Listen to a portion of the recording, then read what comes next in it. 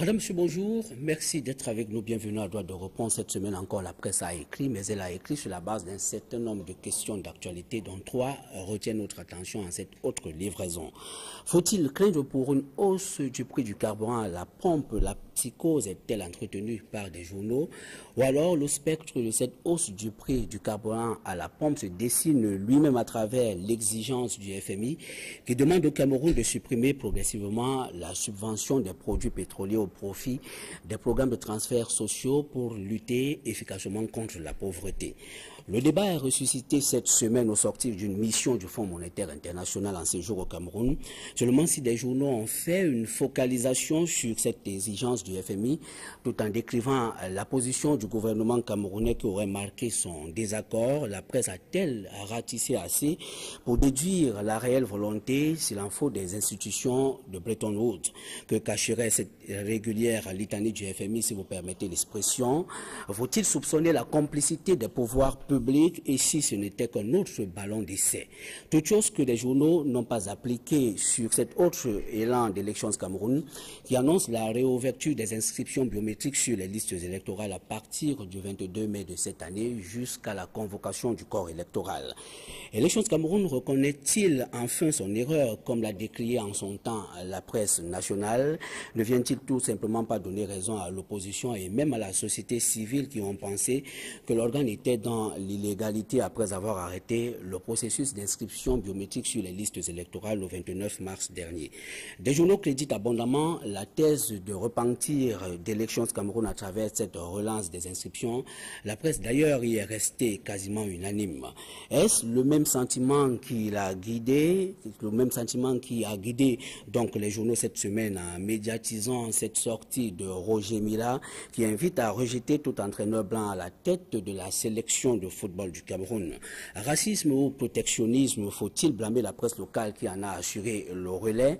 Et que dire des journaux qui ont publié les réactions de Pierre Lechantre et de Denis Lavagne? Madame, monsieur, voilà autant de préoccupations que nous nous proposons de partager avec vous cette semaine, mais surtout avec un panel assez composite.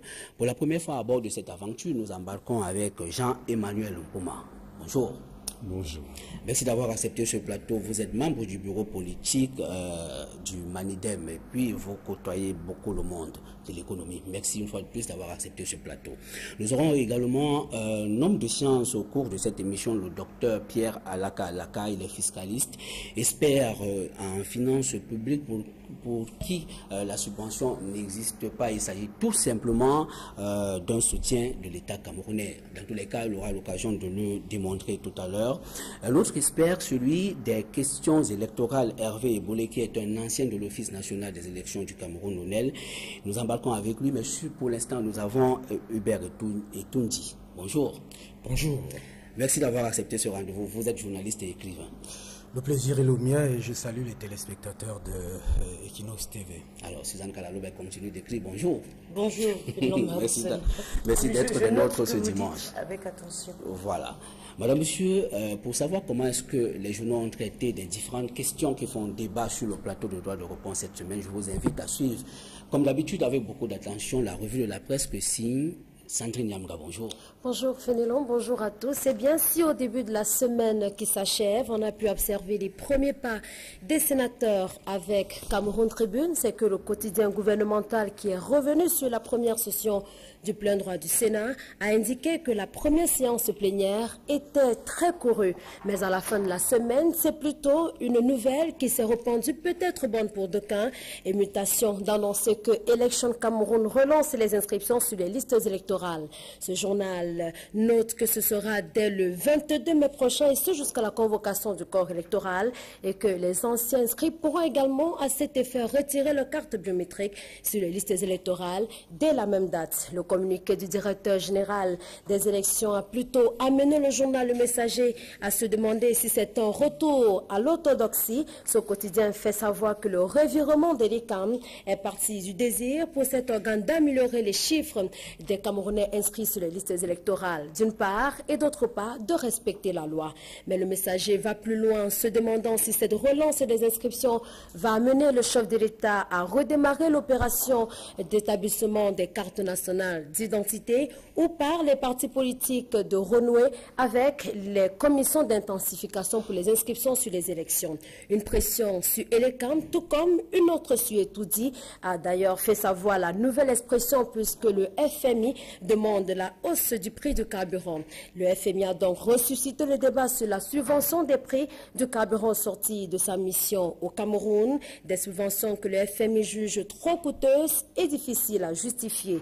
Et selon Mutation, le FMI a donc persisté et signe, lui, en exigeant à nouveau une réforme de la subvention de l'État à la pompe, une pression qui laisse de marbre le gouvernement camerounais qui opte pour le silence, mais le Messager voit plutôt une tension entre les relations entre le Cameroun et le FMI, les deux parties, puisque le Cameroun et le FMI sont à couteau tiré, fait savoir le journal Le Messager. Surtout que le Cameroun insiste et résiste face à Bretton Woods, qui insiste aussi sur la nécessité de lever la subvention des prix des carburants à la pompe, une option non envisageable, a tranché Le Messager. Non envisageable aussi pour Roger Mila, c'est un coach étranger chez les Lions indomptables du Cameroun, l'ambassadeur itinérant qui invite à dire à cet entraîneur qui s'apprête à débarquer au Cameroun de rebrousser chemin, sinon il sera tabassé avant d'être refoulé chez lui.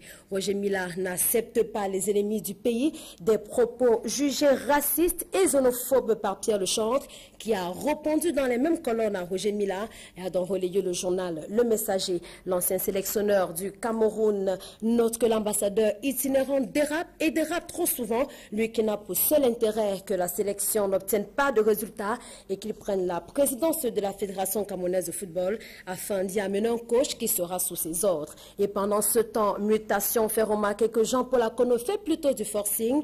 En sursis, il a publié une liste de 25 joueurs pour les 3 prochains matchs du Cameroun, un passage en force jugé illégal par le ministère des Sports et de l'éducation physique. Note donc le journal Le Messager qui parle de controverses autour de la liste de Jean-Paul Akono, un acte assimilé à de l'affront, mais surtout à l'indiscipline et qui fera peut-être payer cher à Jean-Paul Akono. Bon dimanche et à dimanche.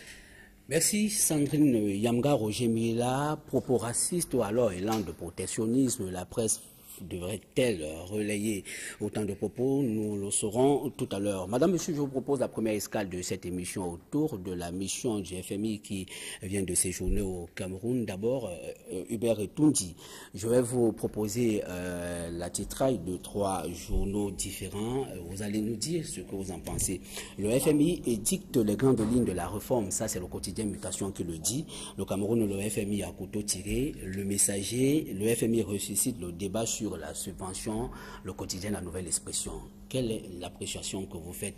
Est-ce que ces titres essayent-ils de traduire la stricte réalité? Il me semble que ces titres, en principe, remplissent déjà la fonction des 2 titres, à savoir frapper peut-être les marques d'une manière ou d'une autre, mais la réalité est beaucoup plus profonde parce qu'elle remonte depuis 2008. Depuis 2008, au moment où le Cameroun avait connu les émeutes de la faim. Et dont on sait que ces émeutes-là, c'était relativement à la question du prix des carburants et dont la population n'avait pas pu digérer la situation. Or, aujourd'hui, on retrouve cette titraille. Nous sommes pratiquement, il faut dire qu'en 2000, l'année dernière, le débat a été relancé. Et le même blocus a été fait parce qu'en principe, vous savez que les associations de la société civile, les syndicats, organisations ont pris les devants pour dire qu'il ne fallait même pas tenter de faire gravir 1 franc à la pompe pour les prix du carburant. Et donc, cette titraille fait revenir...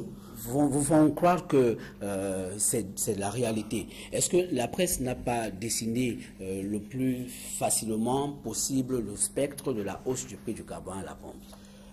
Je ne pense pas parce que avant, bon, peut-être ça c'est le titre, mais les articles à l'intérieur précisent que c'est à l'issue de la réunion que, compte tenu la délégation du Fonds monétaire international et le ministre des Finances, et qui devait même avoir un point de presse après, un point de presse qui n'a pas eu lieu, tout simplement parce qu'en principe, les deux parties ont évité les questions fâcheuses qui auraient dû surgir directement au cours de la conférence de presse avec les journalistes. Donc on comprend qu'il y a véritablement un problème entre les deux parties, c'est-à-dire entre le Cameroun, qui reste campé sur les subventions du carburant, et le Fonds monétaire international qui précise, et je dois préciser, les deux économistes du Fonds monétaire international parlent de l'ajustement des prix des carburants. En principe, c'est qu'il faut revoir les prix du carburant, la subvention, pour qu'il y ait retour à l'investissement, pour qu'il y ait transparence. En fait, ils recommandent la transparence dans la traçabilité de ces prix. Vous vous souvenez que lors de ces débats, on avait parlé de 22 taxes qui, en réalité, jalonnent le cheminement du carburant de la Sonara jusqu'à la pompe. Jusqu'à la pompe. Nous allons y revenir. Suzanne Kalalobe, sur le traitement de cette actualité par la presse, quelle en est l'appréciation? Je pense qu'elle est surfaite parce que quand je lis attentivement chaque article au-delà des titres, ce que je retiens, c'est quoi? C'est une réunion de concertation annuelle que le FMI tient avec les gouvernements camerounais et d'autres. Et au cours de cette réunion, on balaie l'ensemble des questions liées à l'économie. Et apparemment, ce n'est pas focalisé exclusivement sur cette question-là. Un, de deux. Après cette réunion à huis clos, il y a eu une réunion publique avec des syndicats, si j'en crois ici la nouvelle expression. Et au cours de cette réunion publique, plusieurs questions ont été discutées et pas exclusivement cette question-là. Bon, alors est-ce que la presse retient ça? Parce que dans l'imaginaire du public et de l'opinion, c'est ce qui lui semble essentiel. Est-ce qu'elle a vraiment tous les éléments ou c'est juste ce que j'appellerais de l'agite propre? Moi, je penserais plutôt la presse a retenu un angle de traitement. Non, c'est même pas un angle. Non, la presse a privilégié. C'est pas. Moi, je ne considère pas que ce soit un angle de traitement, parce que même si c'était cela, elle aurait pu être un peu plus exhaustive, ce qu'elle n'est pas. Donc, on s'aperçoit qu'elle tire, je dirais, le diable par la queue, parce que ça fait bien de prendre ce sujet-là, comme c'est un sujet sensible, et qu'autour de ce sujet peuvent s'engouffrer de nombreuses passions. Mais si je lis vraiment... Fénelon, pour une fois, j'ai vraiment même pris la peine de découper. Il n'y a rien qui justifie les gros titres de la presse. Vraiment rien. Hubert, oui, je voulais juste préciser pour la gouverne de Suzanne Kalalobe que Jean Wout et Samara Masrani, deux économistes du Fonds monétaire international, ont tenu des avis sur la question des subventions. Et sur la question des subventions, il a été clairement dit que le gouvernement camerounais doit procéder l'ajustement des prix progressif à la pompe. Mais maintenant, vous pensez donc que cela justifie la mise en exergue par des journaux de cette subvention qui fait peser, n'est-ce pas, la psychose sur une éventuelle hausse du prix du carburant? C'est pas une éventuelle hausse, puisque j'ai parlé de 2008 et j'ai parlé de la question du carburant au Cameroun. Le Cameroun, en réalité, qui évolue en déphasage avec les cours internationaux du Brent. Il faut le dire, il faut qu'on le dise aux gens. Et que les prix sont bloqués à part la subvention de l'État depuis 2008. Et qu'en réalité, pour le Fonds monétaire international, parce qu'il ne faut pas dire que la presse n'a pas fait son travail, il faut voir ce que la presse dit. Si je prends la nouvelle expression du 20 juillet 2012, qui est en réalité sur la publication de la grille des prix, en fait des 22 taxes de la Caisse de stabilisation des produits des hydrocarbures, la question justement de l'ajustement de ces prix était posée au cœur de ces débats en 2012. Et cette question revient parce qu'elle est préoccupante. Je suis désolé, Suzanne Kalalobe. Et la presse donc prend cela pour attirer l'attention à la fois du Fonds monétaire international et du gouvernement camerounais pour qu'il y ait débat et un débat sérieux dessus. C'est bien ce que je dis. Chacun travaille en fonction de, je dirais presque ses fantasmes, de ses positions, et on met en exergue ce qui nous arrange. Ça ne me dérange pas. Mais à la question que vous avez posée, il y a eu une réunion, il y a eu des discussions, on a sorti une phrase, et c'est celle-là, on fait de la gitane. C'est exactement ce que je dis. Elle est préoccupante. Docteur Pierre Alaka, merci de nous retrouver sur ce plateau. Comme je le disais à l'entame, vous êtes fiscaliste, expert en finances publiques. Vous avez certainement parcouru la presse cette semaine. Qu'est-ce que vous en dites? Merci Fénelon Mahor de m'avoir associé à votre émission. Je lis toujours la presse et je ne me contente pas de lire les grands titres, je lis également le contenu de ces titres-là. Et s'agissant du problème qui nous préoccupe, c'est un faux débat qui a été soulevé par la presse inutilement. Mon ami Etondi, je ne partage pas du tout son point de vue. On peut régler ça hors micro, mais pour une fois, je suis d'accord avec Alalobi. Pourquoi pour une fois? Ça vous arrive de ne pas être d'accord? Parce que c'est un faux débat. J'ai déjà eu à m'expliquer sur ce problème de carburant. D'abord, il n'y a pas. En quoi ce débat est faux? Ce débat est faux parce que l'État ne paye rien à la Sonara. Je vais vous dire. Ah. Oui, cher ami. La subvention a un bénéficiaire identifié, connu, un montant transféré, identifié, connu. Au stade actuel, les montants ne sont pas connus parce qu'ils sont contradictoires. 944 millions pour le FMI, 944 milliards pour le FMI, 1200 milliards pour l'État. Parce que la subvention, c'est comme un chèque. Le montant est dessus. Bon, laissons le problème du côté de l'État. Maintenant, prenons le problème sur l'autre côté de la lorgnette, c'est du côté de la Sonara. Est-ce que la Sonara a reçu en 5 ans 944 milliards selon le FMI et 1200 milliards selon le gouvernement camerounais et n'a pas été capable de financer avec des fonds propres l'extension de l'usine de la Sonara? Parce que lorsque vous regardez les bilans de la Sonara, et je n'ai pas eu l'occasion de les regarder, mais c'est disponible aux impôts, lorsque vous voyez ces bilans, vous verrez que ces bilans retracent, en vertu de l'annualité des bilans, si vous voulez, les recettes et les produits d'une année. Mais on aurait voulu voir pour 2006 et pour 2009 les produits exceptionnels dus à la subvention de 2008. 2009, les produits exceptionnels issus de la subvention de 2009, etc. jusqu'aujourd'hui. En tout cas jusqu'en 2012. Il n'en est rien du tout. Donc, si l'État a payé des subventions, l'argent est allé où? En tout cas, pas à la Sonara, qui est le principal bénéficiaire. Voilà, docteur Pierre Alaka, vous entrez dans les méandres, vous nous amenez dans les profondeurs, les mécanismes de péréquation. Je vous en prie. Oui, nous allons y revenir. Mais pour l'instant, on veut comprendre pourquoi est-ce que vous dites que c'est un faux débat, alors que vous êtes en train de démontrer que ce débat est assez préoccupant, parce qu'il y a un certain nombre de choses qui sont dites qui ne sont pas fondées, qui ne seraient pas fondées. Parfait, c'est un faux débat parce que les gens... ils veulent créer autre chose que l'augmentation du prix du carburant. C'est quelque chose, c'est une manigance, c'est une tromperie, c'est quelque chose d'outrageant pour des gens qui comprennent ces choses-là. Et je dis, c'est complètement ridicule que des membres d'un gouvernement qui ont été nommés par quelqu'un pour l'accompagner dans son travail se permettent de se liguer avec des gens qui arrivent de l'extérieur. Mon ami Etondi me parle des économies. Des complicités. Mon ami Etondi me parle des... On peut se comprendre. On peut se comprendre. Mon ami Etondi me parle des complicités et des, autant pour moi, des économistes du FMI. Chers amis, ces gens sont économistes pour leurs économies. Ils ne sont que des brouillons pour nos économies ici. Oui, ça, je pèse mes mots. Non, là, je pèse mes mots. Parce que nos économies obéissent à d'autres réalités, à des réalités psychosociologiques qu'ils ne maîtrisent pas du tout.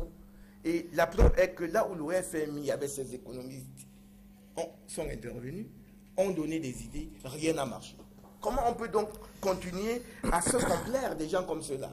Il faut qu'aujourd'hui, nous soyons à mesure de nous regarder dans le nombril et de dire qu'est-ce qui est bien pour nous, qu'est-ce qui ne l'est pas. Et au jour d'aujourd'hui, la hausse du prix du carburant est un faux débat parce que ça ne doit même pas être prononcé.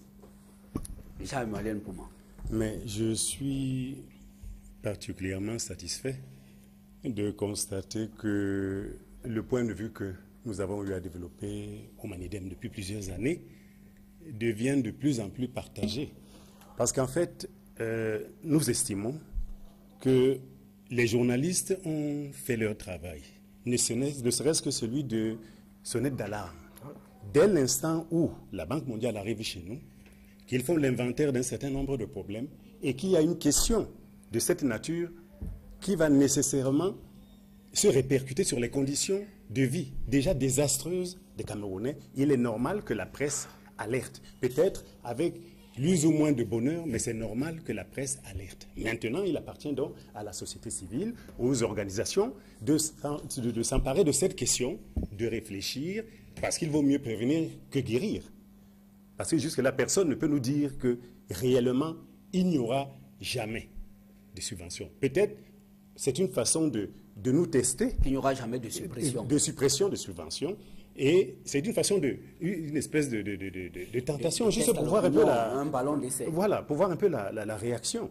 Et puis, comme mes prédécesseurs ont dit, le Cameroun est un pays producteur de pétrole. De ce point de vue, il serait hors de question que le peuple camerounais ne ressente pas cela. Parce qu'en fait, le détenteur de ces ressources, en dernier lieu, c'est le peuple camerounais. Donc, il ne faut pas que nous puissions envisager de nous comporter comme un pays qui ne produit pas de pétrole. Parce que là, nous avons pris l'hypothèse où la Banque mondiale, pour des raisons que nous ne savons pas, parce que là, actuellement, on parle de financer plutôt des projets sociaux. Bon, ok. Mais est-ce que ce sera véritablement cela? On ne sait pas. Peut-être qu'il y aura autre chose. Maintenant, lorsque vous dites financer, ça veut dire que c'est des investissements. Une question est claire, elle a été soulevée tout à l'heure, c'est de savoir si ce qu'on appelle même subvention existe en tant que tel. Est-ce que le prix sorti à la Sonara, peut-être de 300 francs le litre, arrivé à la pompe, pour l'État, c'est une façon de renoncer à certaines taxes, mais pas subventionner en tant que tel. C'est deux choses distinctes. Ça veut donc dire qu'il n'y a pas un argent qui est disponible ou qu'on peut récupérer et puis dire que des investissements ou des projets. C'est un peu ça. Merci Fénélon. Et c'est justement à ce niveau que moi j'attendais le docteur expert fiscaliste à la Kalaka sur les 22 taxes qui partent de la Sonara à la station, à la pompe. Ou par exemple, un litre de super est taxé à pratiquement plus de 235 francs CFA. Alors, à quoi concourent tous ces taxes-là si, en réalité, il y a donc subvention? Parce que, fatalement, c'est comme il n'y avait donc pas de subvention et qu'il y avait un jeu où, en réalité, on se cachait un certain nombre de choses. Il a parlé de la Sonara, selon les chiffres qui, pratiquement, sont aussi officiels. La Sonara est en arriéré de paiement, hein, pratiquement de 210 milliards de francs CFA, et cela empêche aussi un certain nombre de choses. Je concède avec vous, docteur, rassurez-vous, que le Fonds monétaire international, on doit être clair là-dessus, que ce n'est pas au Fonds monétaire international de venir dicter. D'ailleurs, il y a un titre. Des réformes. Il y a un titre du quotidien Mutation qui dit le FMI, oui, qui parle de les grandes lignes de la réforme. Qui vient dicter des grandes lignes de la réforme au Cameroun. Non, non, non, ça ne peut pas se concevoir comme ça parce que M. Pouma vient de le dire. Qu'ailleurs, on peut citer des exemples pêle-mêle où le Fonds monétaire international a commandé des réformes qui n'ont abouti pratiquement à rien. On peut d'ailleurs prendre pour le cas de notre pays, le Cameroun,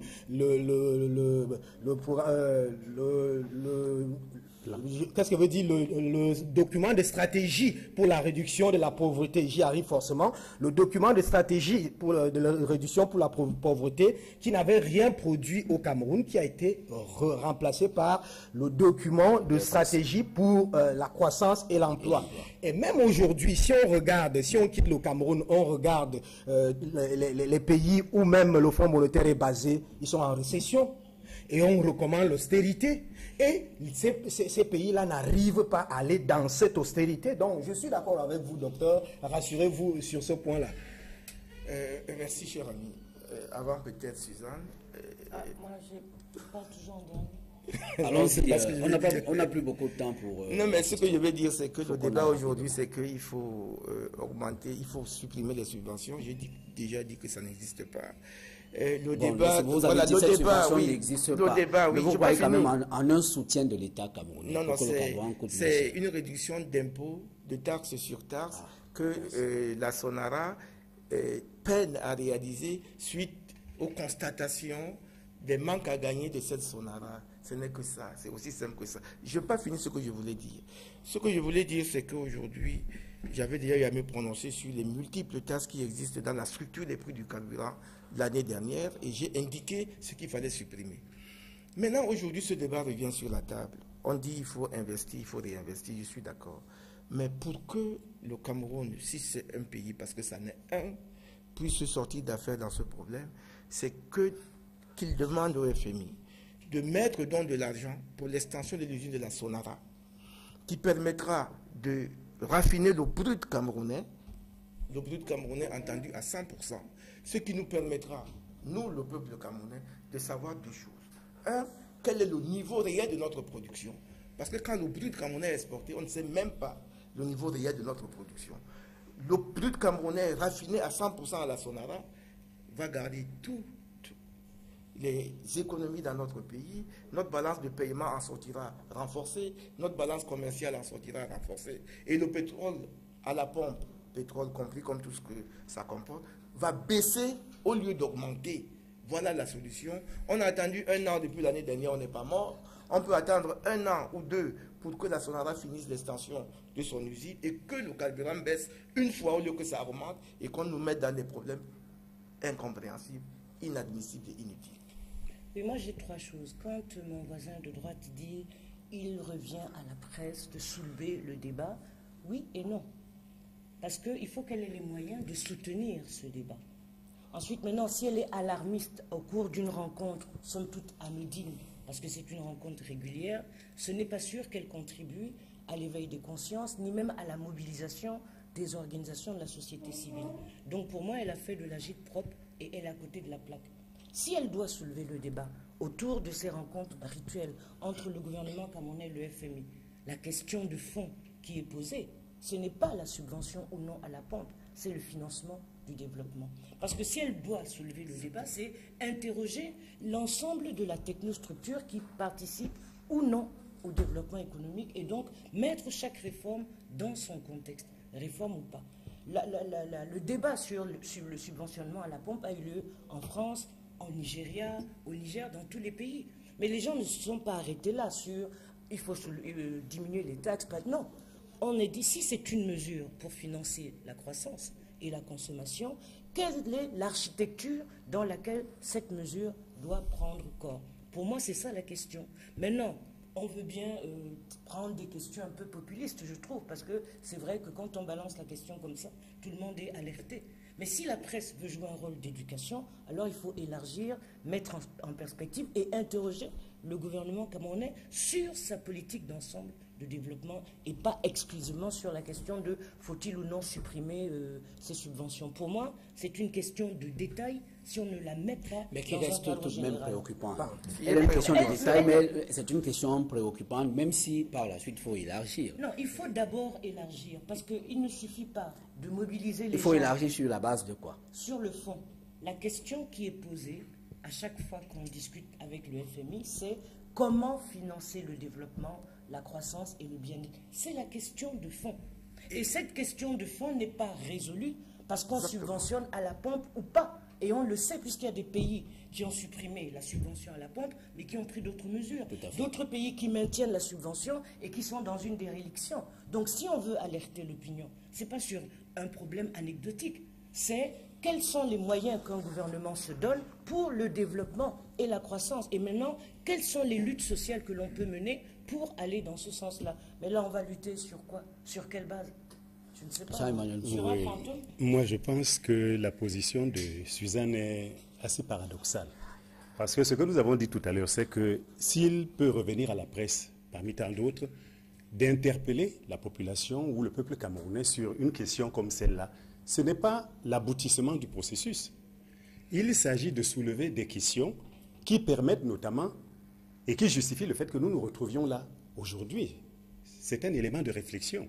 Et cette réflexion va continuer. Mais encore fallait-il soulever ce problème. Parce que tout à l'heure, le docteur Laka a fait une remarque en disant que, mais, au fait, ces subventions, on nous dit investissements sociaux, pour essayer de résoudre ce problème d'une manière radicale. Pourquoi est-ce qu'on n'attaque pas le problème à la base? Parce qu'actuellement, la Sonara traite peut-être 6% de notre pétrole. Le reste est acheté au Nigeria, en Guinée, etc. Et cette usine n'est pas appropriée. Donc, nous voilà en train d'acheter du pétrole travaillé, raffiné, pendant que nous exportons tout notre brut. Ça veut donc dire que l'appareil de production qui est à la base n'est pas adapté. Et il faut le réformer d'une manière radicale. Je ne pense pas que ce soit vraiment populiste parce qu'on interpelle le peuple. Il y a des questions sur lesquelles les populations doivent être informées. Parce qu'en fait, c'est à elles qu'il reviendra, d'une manière ou d'une autre, de trancher les débats. Mais pour cela, en nous donnant des occasions comme maintenant, d'essayer de les éclairer et de nous éclairer nous-mêmes.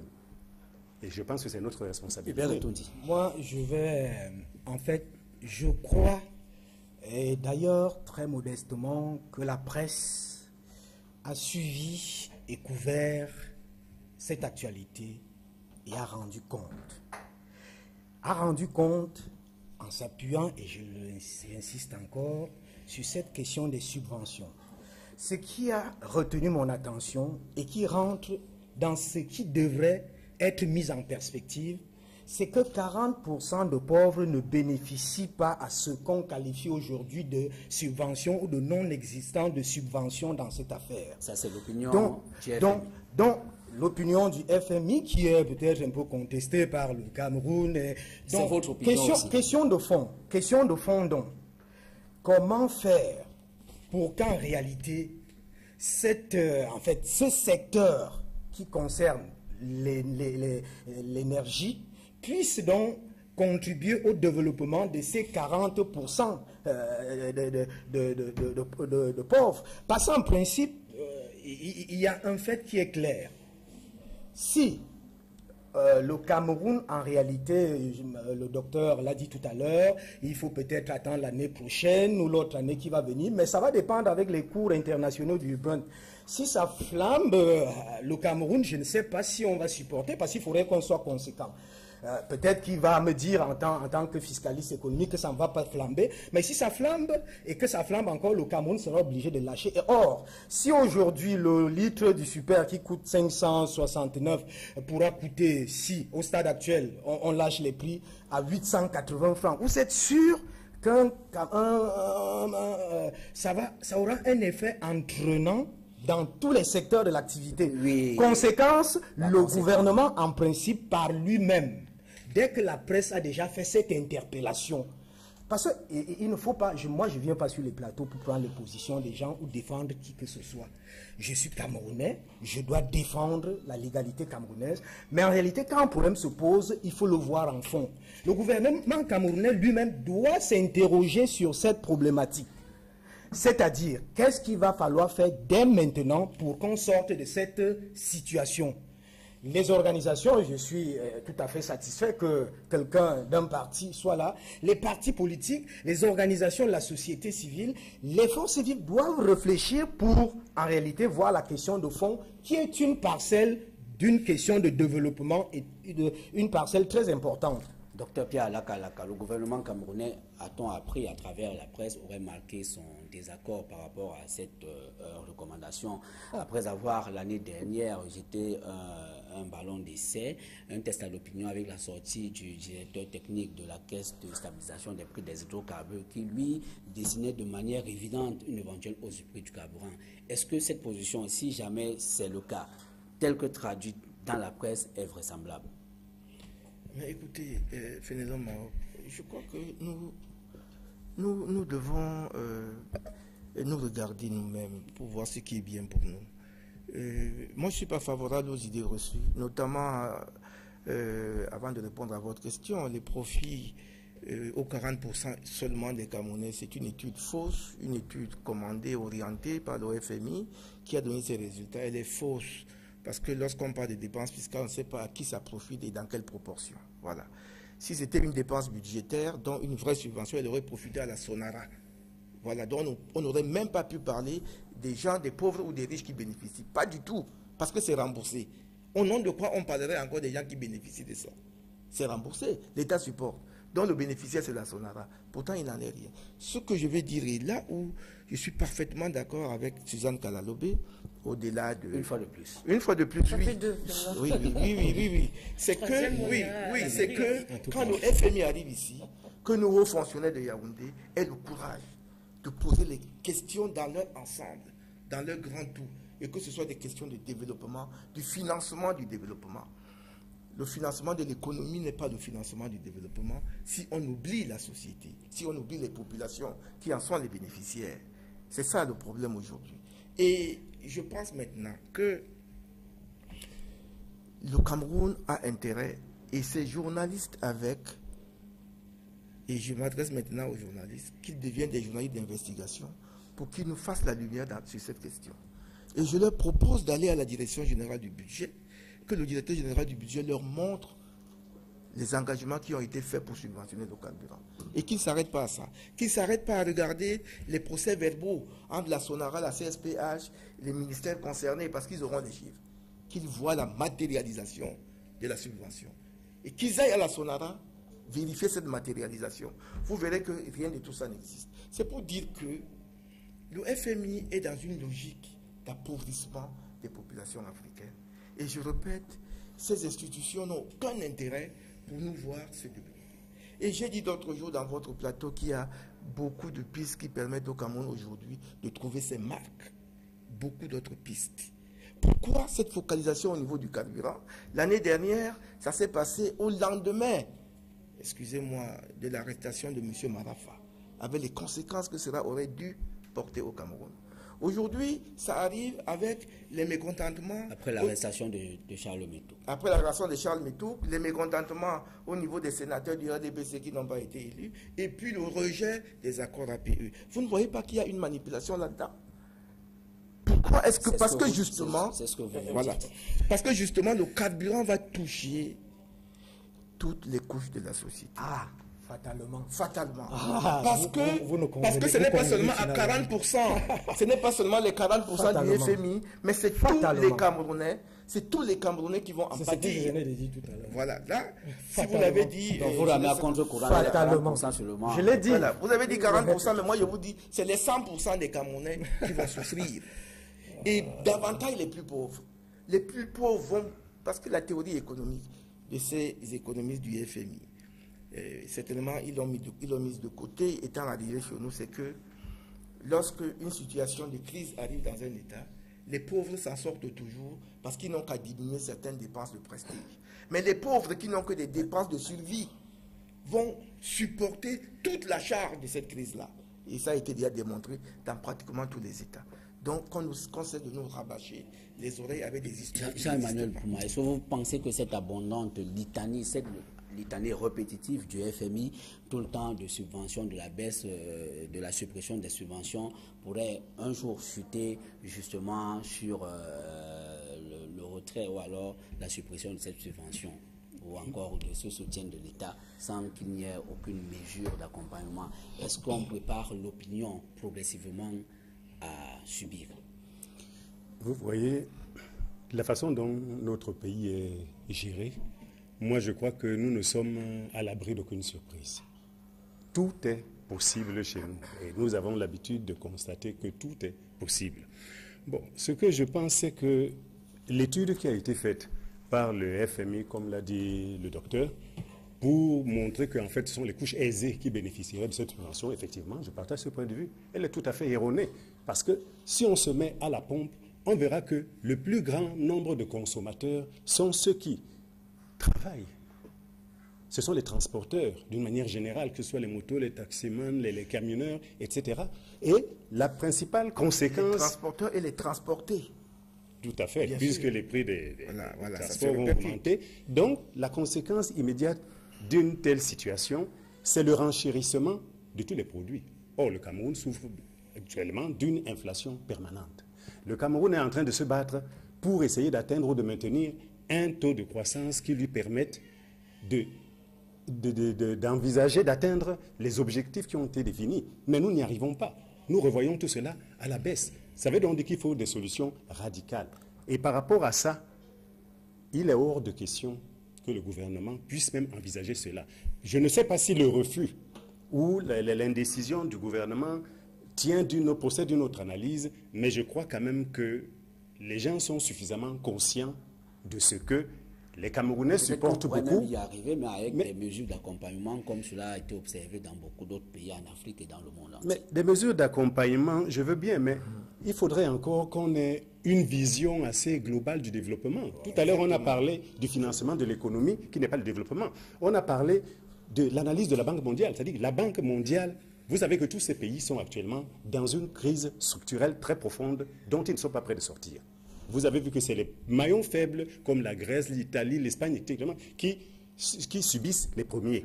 Mais les autres, peut-être parce qu'ils ont de meilleures positions dans le monde, le supportent.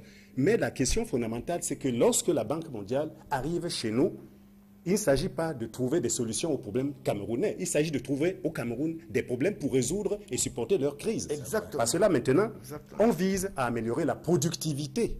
Et ça, vous entendrez le gouvernement français tous les jours. Il faut améliorer la productivité. Il faut. Pour cela, il y a plusieurs éléments. On va vous dire qu'il faut que le salaire devienne flexible. Donc, on va baisser les salaires. Il faut que les gens travaillent plus, gagnent moins. Mais je vais vous donner deux éléments qui vont vous montrer jusqu'où ils sont capables d'aller pour terminer. C'est que on entre dans le domaine politique pour résoudre des problèmes économiques. L'agression contre la Côte d'Ivoire, l'arrestation de Gbagbo, le bombardement de la Libye, l'assassinat de Kadhafi, la guerre au Mali, tout cela n'a qu'un seul objectif, créer les conditions politiques qui permettent de ramener la productivité dans ces pays. Il n'y a pas un autre objectif, c'est celui-là. Et c'est ça qui veut arriver chez nous avec la hausse du prix du carburant. C'est préoccupant et que la presse devrait s'y Non, mais ce plateau et la discussion de ce plateau me donnent à penser que parfois, bon, on cherche à couper les cheveux en quatre là où il n'y a pas d'enjeu. Parce que le problème de fond n'est toujours pas posé, on tourne autour. Quand vous dites que le FMI, est-ce que la pression du FMI, on finira par céder à la pression du FMI? Moi, je dis, la pression du FMI n'est pas seulement dans la question de la subvention à la pompe. Et maintenant, la presse tire cela et met ça presque de côté et en fait un chiffon rouge. La discussion autour de la table nous montre bien que si on s'arrête à la manière dont la presse pose le problème ou à la façon dont on le pose ici, alors les forces sociales ne vont pas s'organiser. Elles vont s'organiser contre quoi? Elles vont s'organiser pourquoi?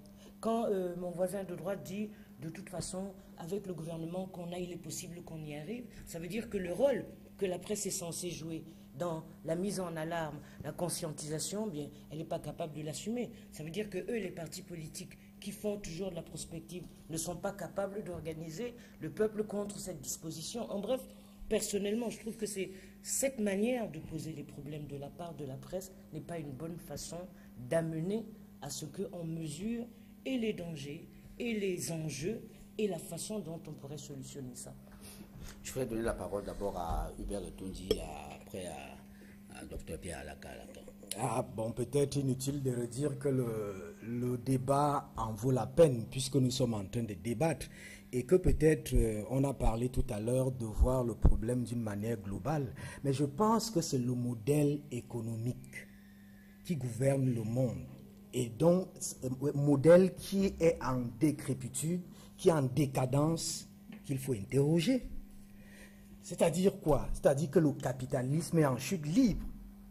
Donc, quand le Fonds monétaire, quand les institutions de Bretton Woods viennent, en principe, ils cherchent des appuis. Ces messieurs, ces argentiers cherchent des appuis. Et si en réalité, ils ont ces appuis, pendant que nous, ici, comme disait mon voisin, le docteur Lakalaka, comme il disait, que les fonctionnaires de Yaoundé, mais il va falloir que ces fonctionnaires de Yaoundé, qu'on y mette des experts en réalité, qui réfléchissent de manière globale pour que la presse ne soit plus seulement attirée la question par un spectaculaire. Hein? Je suis désolé de le dire comme ça. Hein, je ne veux même pas continuer. Docteur Pierre Alaka, pour conclure. Voilà, merci. Moi, je voudrais, pour conclure, merci, dire que c'est un bon débat qui nous permet quand même de mesurer l'étendue des risques que les partenaires au sous-développement nous apportent chez nous. Mais ce que je veux dire pour conclure, c'est qu'on ne doit jamais perdre de vue que le capitalisme s'alimente de deux choses, la corruption et l'instabilité des États. Partout où il y a le capitalisme, vous allez trouver ces deux choses-là. Et nous nous sommes rendus compte aujourd'hui chez nous, au Cameroun par exemple, que la corruption a élu droit des cités. C'est clair, beaucoup en ont déjà payé, d'autres vont suivre. Si c'est établi, je n'en sais rien, il y a des juges pour ça. Et que maintenant, c'est l'instabilité, il a dit d'une autre manière, qui est aujourd'hui la source de l'alimentation du capitalisme. On doit donc faire très attention pour éviter que ça n'arrive chez nous. On ne peut pas avoir deux mots en même temps. Résolvons la corruption pour laquelle et contre laquelle nous nous battons. Mais nous avons les moyens d'éviter l'instabilité. Et là-dessus, pour répondre à la question fondamentale, si le FMI insiste et que le gouvernement ne fait rien, qu'est-ce qui va se passer? Je vous réponds, il ne se passera rien. Rien du tout. C'est-à-dire qu'il n'y aura rien. Rien. Voilà. Pas de suppression envisageable. Non, je dis si le Cameroun refuse d'augmenter le prix du carburant, le FMI insiste, le Cameroun refuse, le FMI ne fera rien. C'est tout. Merci, docteur. Vous allez céder votre place à Hervé. Je vous souhaite bonne continuation. Merci, docteur. On espère que les prix restent ainsi. Hubert de Toudi, je vous en prie, madame, monsieur, je vous invite sur la deuxième escale de cette émission. C'est la relance des inscriptions biométriques sur les listes électorales. L'actualité a été traitée assez abondamment par la presse cette semaine, au-delà des questions au-delà de la session de plein droit du Sénat. Nous recevons à l'instant sur le plateau Hervé et Boulé. Bonjour. Bonjour. Merci de nous retrouver sur ce rendez-vous. Vous êtes un ancien de l'Office national des élections du Cameroun et vous êtes un expert des questions électorales. Alors Hubert Toundi, je relance avec vous ce débat. Et les Cam relancent les inscriptions contre toute attente. C'est un titre du quotidien Le Messager. Contre toute attente, je ne sais vraiment pas si ce titre justifie la réalité du processus électoral et surtout l'article qui précise, pour ce texte que je crois certains ont lu, que les inscriptions sont permanentes du 1er janvier au 31 août et qu'elles se passent de manière annuelle sur tout l'ensemble du territoire. Peut-être contre toute attente parce que l'ECAM a arrêté justement ces inscriptions de manière pas du tout justifiée et que à la mesure, après toutes les dénonciations, que ce soit du côté de l'opposition, de la société civile, il y avait un entêtement à reprendre le pied, surtout à s'arrimer par rapport à la légalité. Je crois que j'ai lu par 2, 3, 4 fois ce texte, même quand vous m'avez contacté pour l'émission, et je crois qu'il faut souvent bien lire les textes. Parce que si je ne m'abuse, celui qui s'occupe de la loi électorale va me dire tout à l'heure, si je m'abuse, l'article question d'élection, l'article 75, je crois alinéa 2, 74 alinéa 2, voilà, précise que le directeur des élections, en réalité, peut suspendre en cas de réforme la révision. Donc, lorsque, dernièrement, le corps électoral est en voie d'être convoqué pour les sénatoriales, il était tout à fait naturel, ou alors pas naturel, au regard de cette loi, que Election Cameroun, en réalité, suspende le processus d'inscription sur les listes électorales, en fait, processus biométrique. Mais maintenant, il y a un problème. Il y a un problème parce que le texte de loi parle de la suspension.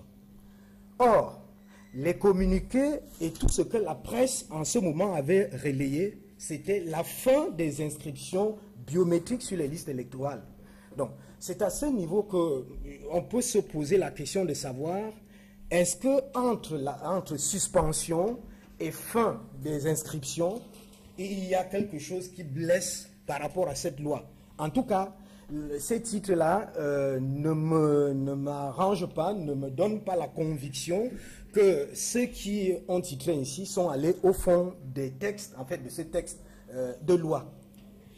Et les Camerounais relance les inscriptions contre toute attente. Est-ce que ce titre est juste par rapport au contexte qui a prévalu justement avant la réouverture de ces élections, de ces inscriptions? Je vous remercie de l'invitation. Je pense que ce titre ne me satisfait personnellement pas, parce qu'en réalité, au-delà de ce que les uns et les autres peuvent dire, il y a quand même ce qu'on appelle la loi électorale. La loi, elle est froide, elle est là, elle est claire pour tout le monde. C'est ainsi que nous avons eu, n'est-ce pas, la presse nous a d'ailleurs accompagnés en la matière, de dénoncer le fonctionnement de la direction générale et voire du conseil électoral. Parce qu'il n'est pas compréhensible que la loi vous dise une chose et elle est devant vous, et pas des dispositions particulières ou internes au fonctionnement d'une direction générale, qu'on piétine la loi. Et c'est pour ça qu'à l'époque, n'est-ce pas, la presse titrait qu'Elecam était dans l'illégalité, parce que Elecam ne peut pas être au-dessus de la loi électorale. La loi, elle est claire, les inscriptions vont du 1er au 31 août, sauf en cas de convocation du corps électoral, où les inscriptions s'arrêtent. D'où vient-il et au nom de quoi un directeur général peut se lever et décider que les inscriptions s'arrêtent en février? Et souvenez-vous que à la même période, il y avait également ce phénomène, n'est-ce pas, relatif à la gratuité de la carte d'identité. On avait comme l'impression que la gratuité de l'établissement de la carte d'identité avait un corollaire avec les inscriptions. Or, vous serez d'accord avec moi que pour aller dans tous les commissariats, les cartes d'identité, il y en a des tonnes. Donc en réalité, ils ne sont pas récupérés. Ils ne sont pas récupérés. Donc donner les cartes gratuitement aux citoyens ne suppose pas qu'ils iront s'inscrire. Et aller s'inscrire ne veut pas dire qu'on ira voter. Donc c'est autant de petites choses qu'il faudrait relever ici. Suzanne Kalalobé, est-ce qu'aujourd'hui, ne faut-il pas donner raison à la presse qui, en son temps, avait décrié l'illégalité de l'élection au Cameroun après avoir arrêté le processus des inscriptions biométriques sur les listes électorales le 29 mars dernier? Mais la presse peut décrier si elle pense que quelque chose n'est pas bien ou pas. Mais dire qu'il faut lui donner raison, je ne sais pas. Ce que je constate, c'est que pour cette nouvelle disposition d'Elecam, il y a deux courants dans la presse. Il y a ceux qui, comme des grands chevaliers, se satisfont d'avoir eu raison trop tôt et qui jouent le procureur. Et puis il y a ceux qui se disent, bon, ok, il y a eu une erreur d'Elecam, c'est un incident de parcours qui peut être préjudiciable. Mais maintenant, on ne va pas perdre du temps à pérorer autour de cela. Et dans certains journaux, ils ont préféré relancer la conscientisation pour aller s'inscrire. Donc, c'est deux approches. Bon, maintenant, la presse, elle a pris son temps pour expliquer, mais c'est vrai que cette disposition d'Elecam a été discutée au niveau de l'Assemblée. Des députés l'ont rejetée. Sans doute, c'est cette pression qui a amené Elecam à faire son travail normalement. Tant mieux. Moi, je ne vois pas, on ne va pas s'attarder là-dessus. Il ne résiste pas. C'est un élément important pour éviter à Elecam de tomber toujours dans les oui, mais bon, admettons, je veux dire que bon, ils ont fait une erreur, ils continuent à travailler. Maintenant, est-ce qu'on doit perdre du temps? Puisque l'enjeu, finalement, c'est quoi? C'est que les gens s'inscrivent et qu'ils puissent aller voter. L'enjeu, encore une fois, c'est quoi? C'est que le champ politique s'anime du débat de fond. Et qu'on ne perde pas toujours du temps autour d'essayer de se mesurer toutes les conséquences de cette carence depuis le 29 mars au 22 mai, date annoncée pour la reprise. Vous ne pouvez pas plus que moi la mesurer, mais par contre, moi, si j'étais politique, je ne vais pas perdre mon temps à ça. Déjà, je n'allais pas suspendre la mobilisation politique, mais je ne vais pas perdre mon temps à évaluer si on a perdu du temps ou pas, mais plutôt à lancer qu'on appelle ça les chevaux de bataille, et puis à avancer sur le terrain de la construction politique. Bon, la presse pérore, bon, ça fait partie de son habitude, bon, ça fait plaisir de pérorer, bon, ça nous... Jean-Emmanuel Kouma. Oui, moi je pense qu'il ne faut pas traiter les agissements de l'Elecam avec autant d'indulgence. Parce que vous ne pouvez pas me dire qu'il existe une loi électorale avec des dispositions tellement claires que le directeur peut décider, lui, souverainement, qu'il arrête les inscriptions. C'est pour ça que je suis en train de dire que je pense que les fonctionnaires, entre guillemets, de l'Elecam, parfois, tentent de faire leur travail correctement. Parce que je crois que ce n'est pas tous les fonctionnaires de l'Elecam qui sont acquis au parti gouvernemental. Je pense qu'ils le font. Moi, ce que je vois dans ce problème, c'est qu'en fait, il y a une main invisible, connue, qui seule est capable de se mettre au-dessus de toutes les lois de cette République, y compris la Constitution, et de décider que ici, on arrête. et de décider que ici on reprend. Je ne vois pas le directeur de l'ECAM qui maîtrise cette loi. Donc vous refusez la toute indépendance à Élections Cameroun?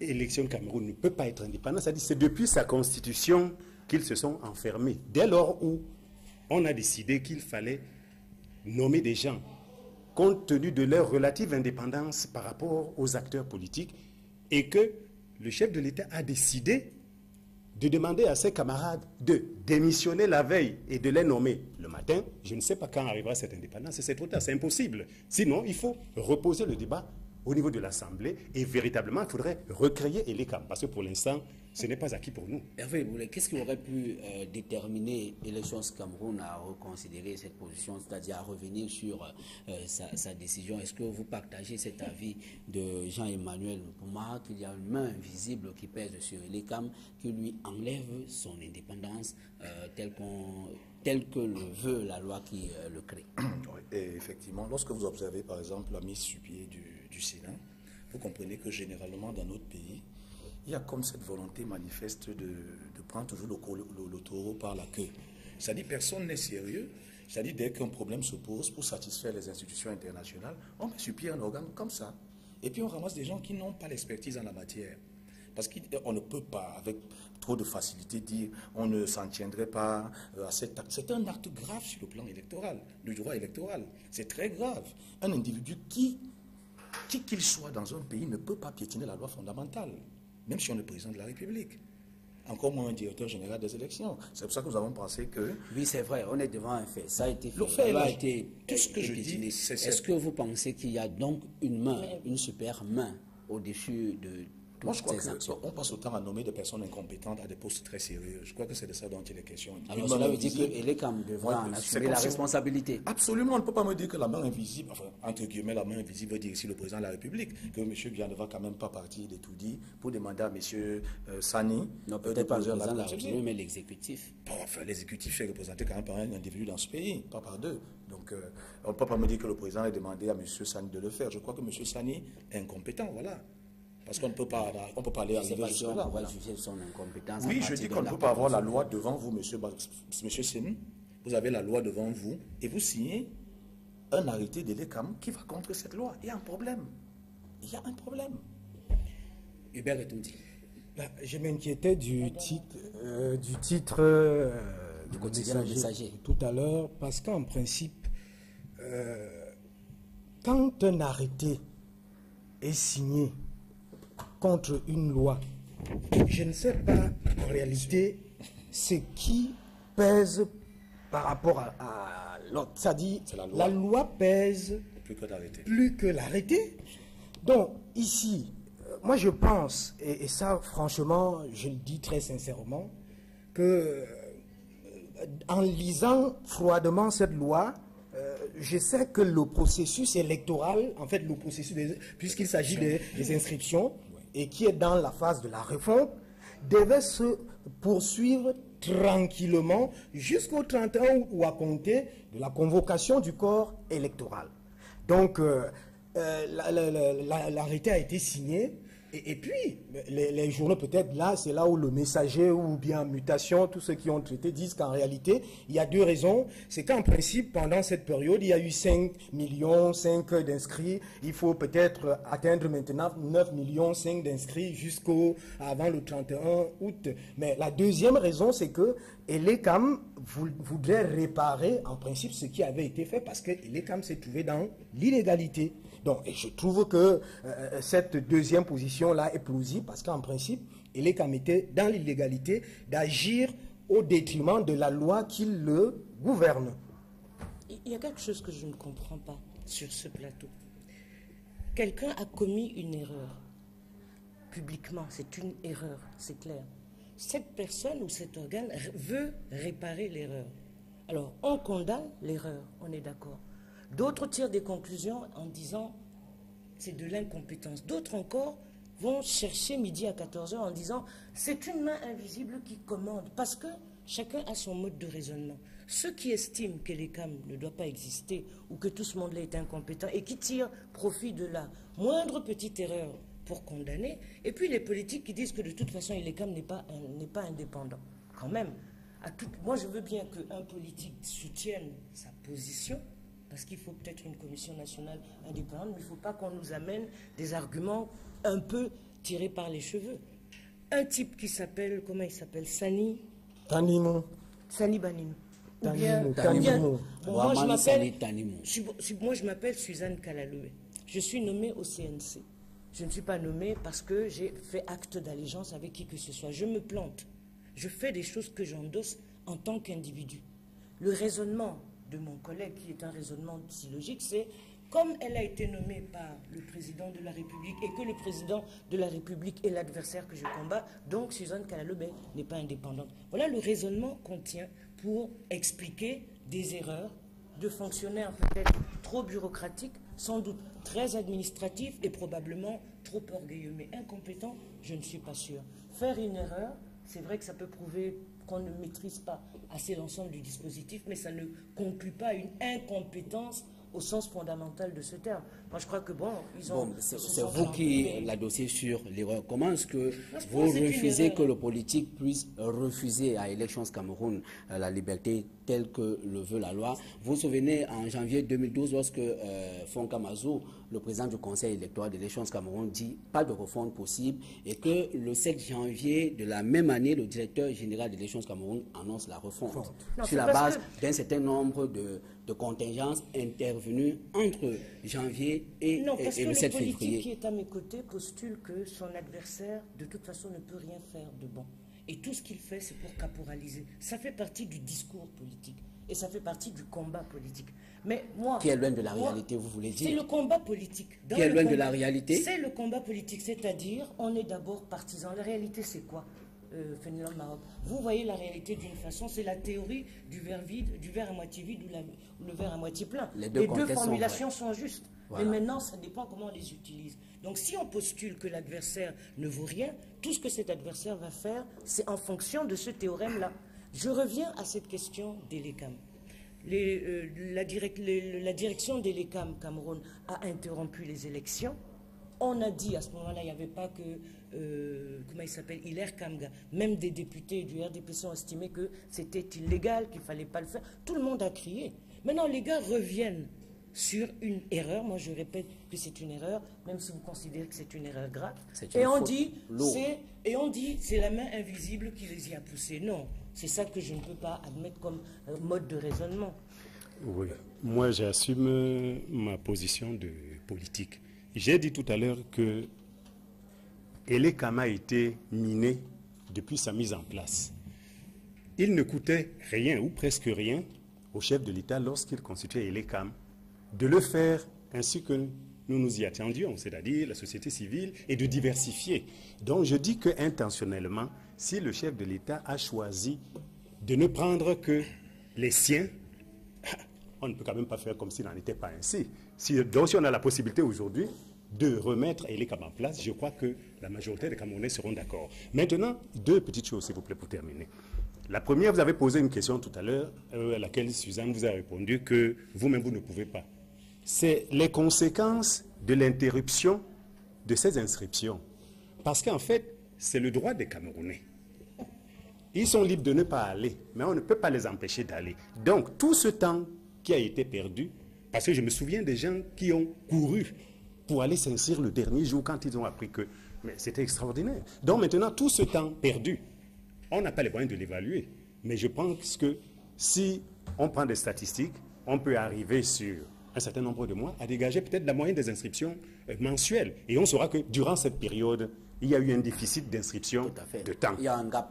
Et maintenant, s'il y a une personne qui a commis une erreur, comment est-ce qu'on réagit à cela?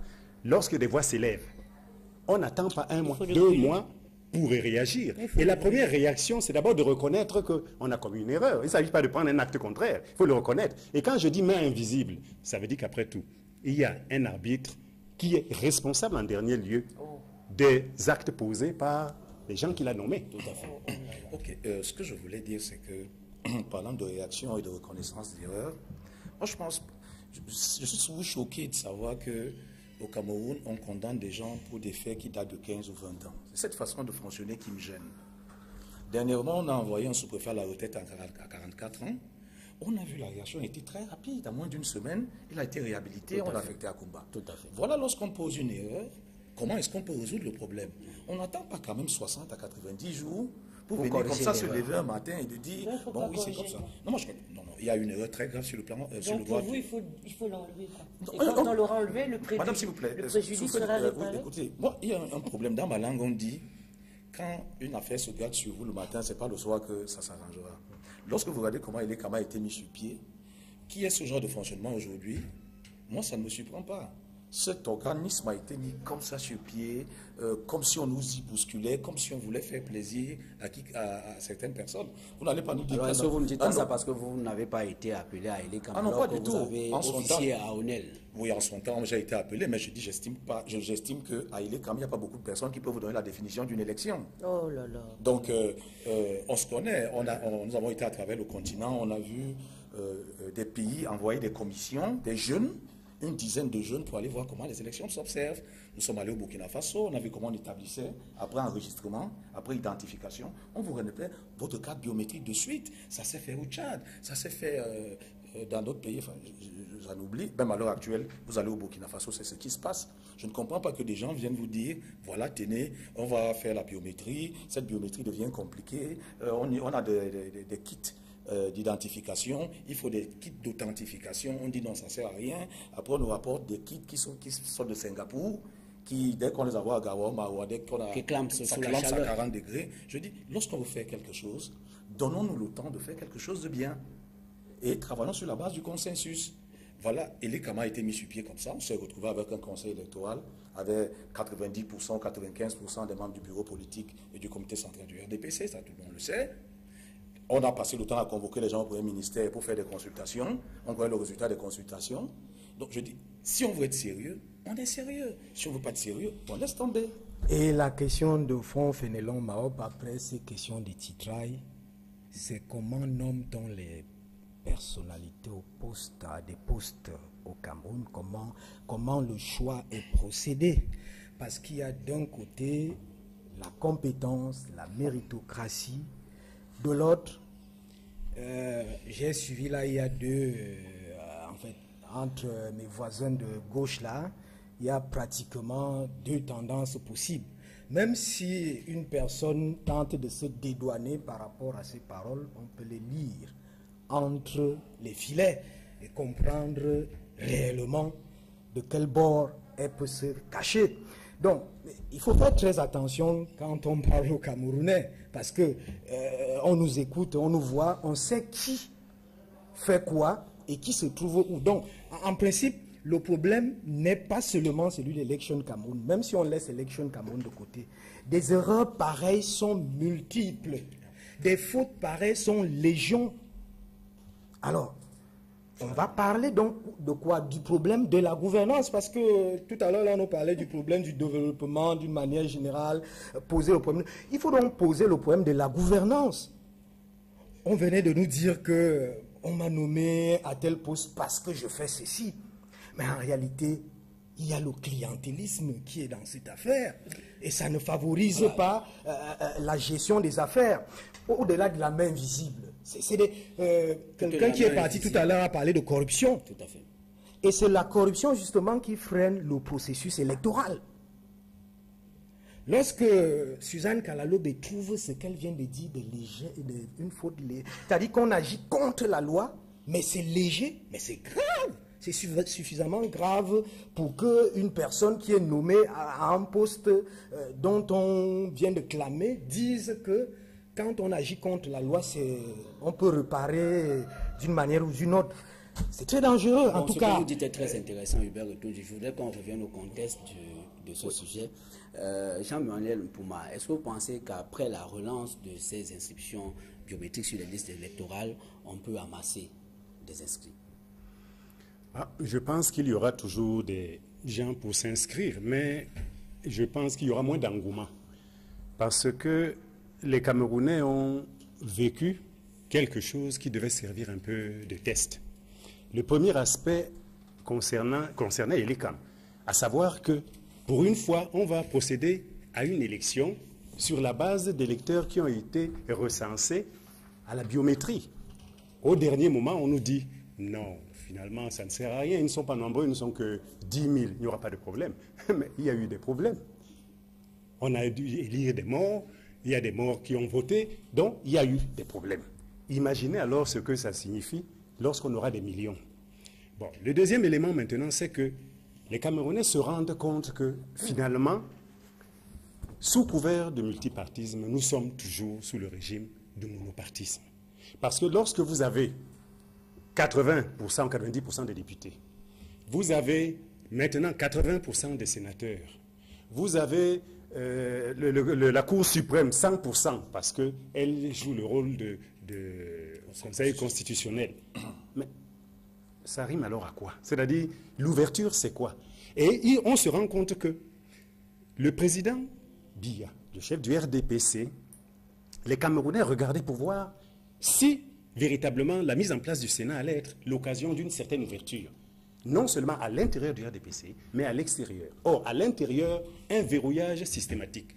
Tous les jeunes, ou pratiquement, qu'on pourrait qualifier de progressistes, c'est-à-dire ceux qui voudraient que le RDPC devienne un véritable parti, ont été carrément mis de côté. On n'a pas ouvert vers cela. Quant aux autres partis de l'opposition, mais on connaît le traitement qui en a été fait, c'est quelque chose d'extraordinaire. Donc, les Camerounais sont d'un scepticisme, c'est-à-dire j'ai l'impression que ce qui vient de se passer risque vraiment de... On ne peut pas encourager les gens à aller s'inscrire parce qu'ils vont se dire rien n'est fait. C'est votre avis? Donc, moi, la première chose que je voulais relever, c'est qu'il n'y a aucune disposition qui dit pour une élection UCY, voilà le nombre d'électeurs qu'il faudrait. Ça, il faut déjà évacuer cela. Donc, même si le chiffre ne bouge pas, ça ne va pas créer un problème. Je crois que s'inscrire, c'est un devoir, ce n'est pas une obligation. Ça, c'est la première chose que je voulais relever.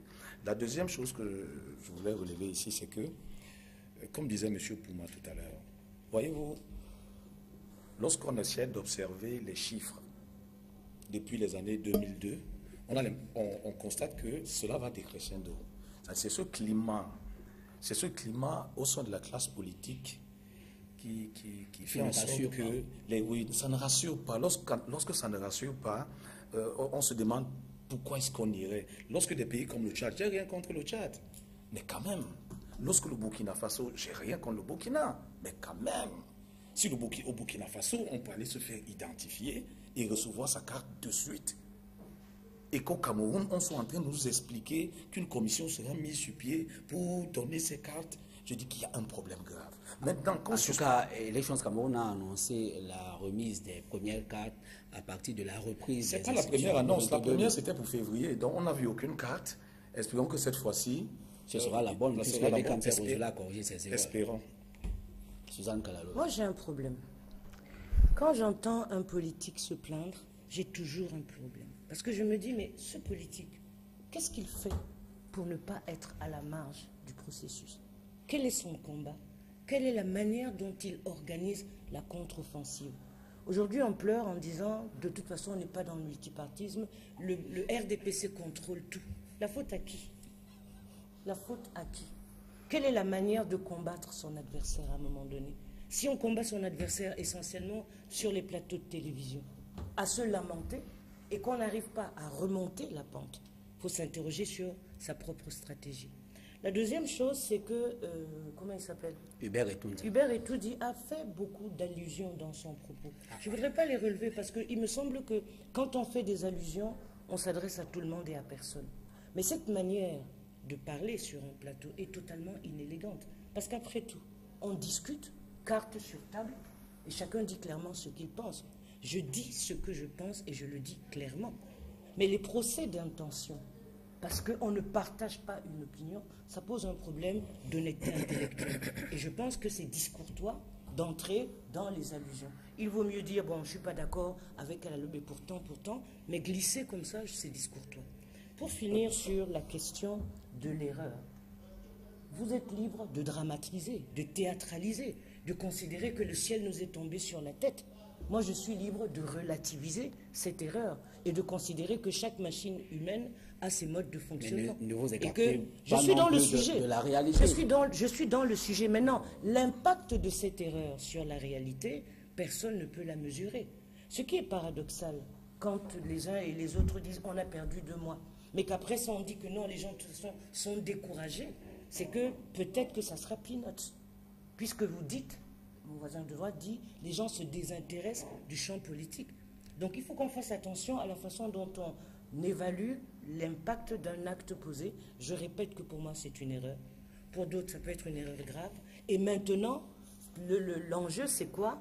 Ce n'est pas spéculer 10 heures, 4 heures, 8 heures sur l'erreur. Si les gens pensent qu'ils ont encore quelque chose, leur mot à dire dans ce pays et qu'ils ne sont pas inscrits, il faut qu'ils aillent s'inscrire et qu'ils mettent dans l'urne le bulletin du candidat. Que les gens aillent s'inscrire à partir du 22 et qu'ils mettent dans l'urne le bulletin mardi. du candidat dont ils pensent qu'il va changer le Cameroun. Oui, merci Fénelon. Moi, je pense que... Permettez-moi une petite je chose. pense qu'en réalité... Vous êtes 3 hommes. Je pense... De temps en temps, même si vous êtes impatient que je termine, essayez de respecter un peu le temps que je termine. Vraiment. Hubert Etundi. Je pense qu'il y a de la galanterie. Et puis peut-être on va évoluer. Vous m'avez donné la parole. Allons-y rapidement. Okay. Nous sortons de la question dans 5 secondes. Merci bien. Alors, c'est dire que en fait, il faut appeler ceux qui ne se sont pas inscrits. C'est ce que la presse fait. Parce que quand la presse... D'ailleurs même, je me suis inquiété sur la titraille de Le Messager, mais quand on rentre au fond de cette titraille, on comprend que c'est une interpellation. C'est-à-dire que... Les journaux ont d'ailleurs appelé actuellement, il faut aller s'inscrire massivement sur les listes électorales. Et donc la presse joue là, en fait, son rôle dans la presse citoyenne. De presse citoyenne. Je voudrais quand même chuter en disant une chose. Au Cameroun, on a besoin d'être vrai, c'est-à-dire d'être cohérent vis-à-vis de ses paroles et de ses actes et des faits et des positions qu'on prend. Et c'est quelqu'un qui l'a dit tout à l'heure, qui a parlé du Sénat, je ne voulais vraiment pas en parler. Il faut peut-être dire que pour nous autres journalistes qui parcourons des situations, on a vu des gens et des personnes même insoupçonnées qui étaient pratiquement atterrées et qui n'ont rien compris. Donc, il faut peut-être dire pour la gouverne de tous, et là je vais achever, que lorsqu'on observe, Fénelon s'il te plaît, lorsqu'on observe le déroulement du calendrier électoral, on comprend qu'en réalité, les choses ne sont pas précisées à l'avance et qu'elles arrivent et tombent parfois sur la tête des acteurs. Et on va donc accuser peut-être une opposition qui ne s'est pas préparée, on va faire un certain... Non. Il faudrait que ce processus qui est en route apprenne à se mettre en route dans la transparence et pour l'intérêt de tous. Parce que c'est la construction d'un État-nation. Oui. Ouais. Ce que je voulais dire en conclusion, c'est quelques secondes, je vous en prie. Au-delà du fait que notre pays soit devenu un dépotoir de fossiles, j'interpelle. Oui, mais quand vous voyez les gens de 94 ans qui doivent gérer les choses de la République, il y a un problème. C'est quand même une insulte des individus. Bon, peut-être. Parler d'un vieillard comme d'un fossile. Non, un vieillard doit se reposer. Oui, mais c'est pas un fossile. Okay, soyez un peu respectueux. Bon, ok, donc c'est un vieillard, soit. Attendez, un vieillard, c'est pas un fossile. Face à la fossilisation de la République, j'interpelle la jeunesse ici qu'au-delà du fait que nous soyons un pays où il n'y a pas de calendrier électoral, j'invite les jeunes ici qui comprennent qu'il y a un conflit de géants très massivement. Parce que ce n'est que comme ça, ce n'est qu'en allant s'inscrire et en votant contre les fossiles le chemin des que les lignes vont bouger. Voilà. Merci.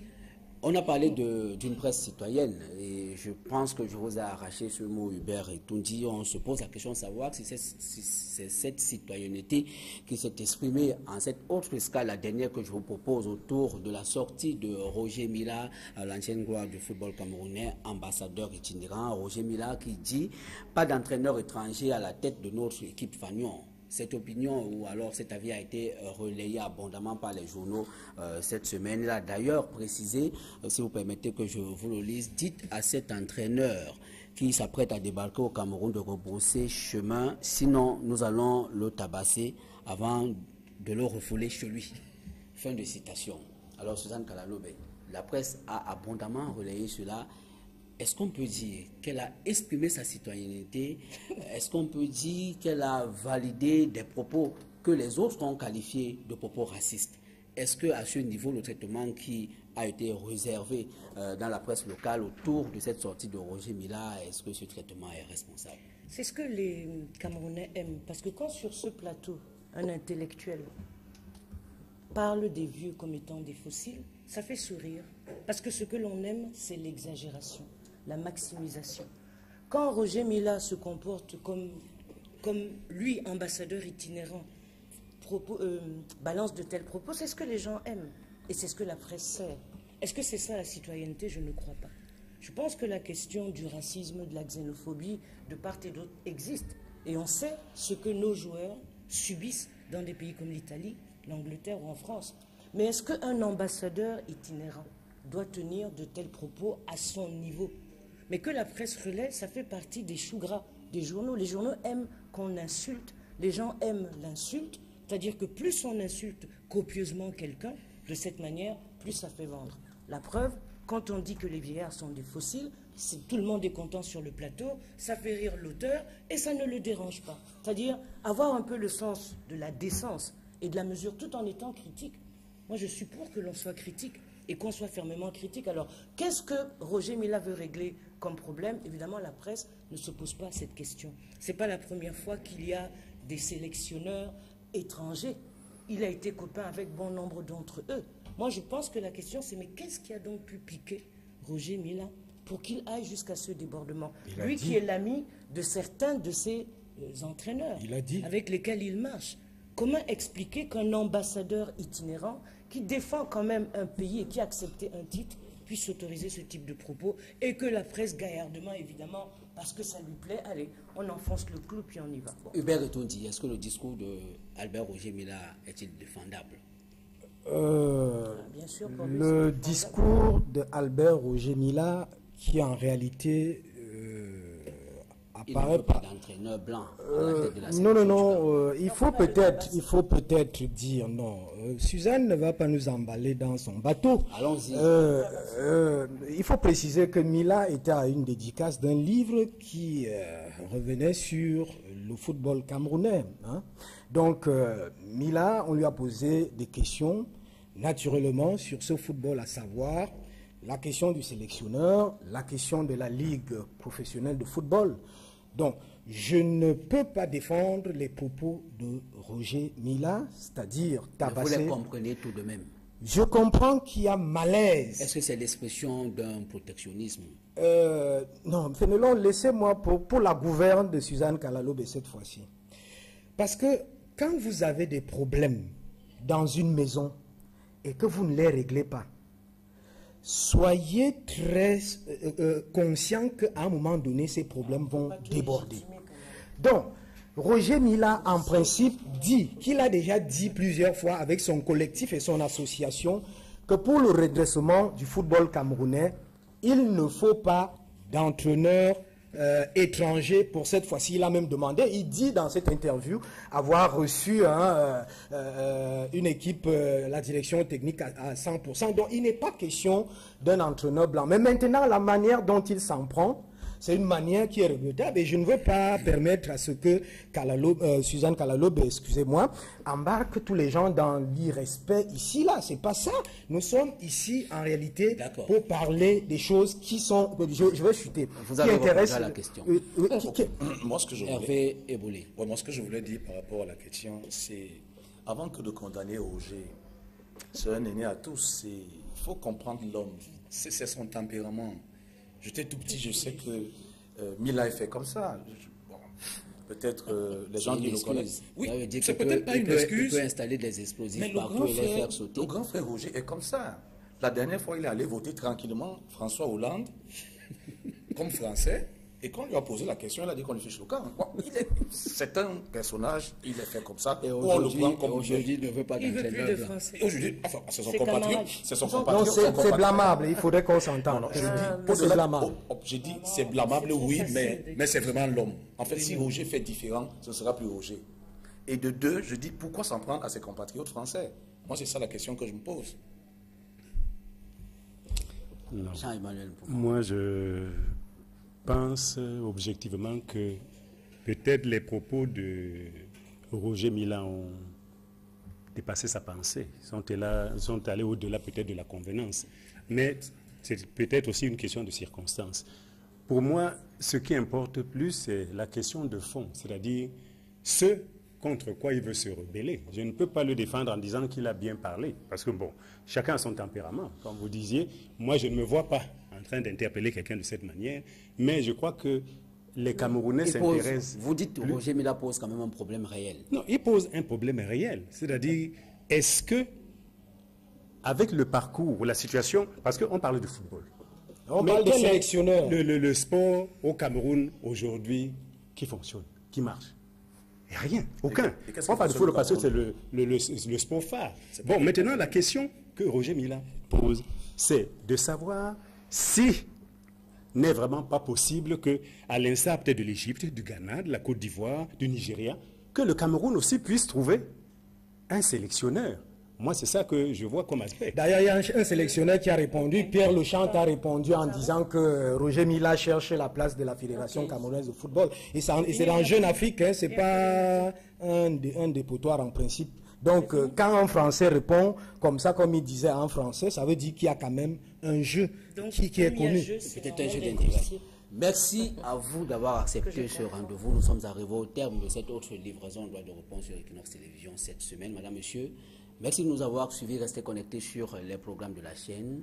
Bonne fête de l'unité. À nous revoir dimanche lorsqu'il sera 12h. Au revoir.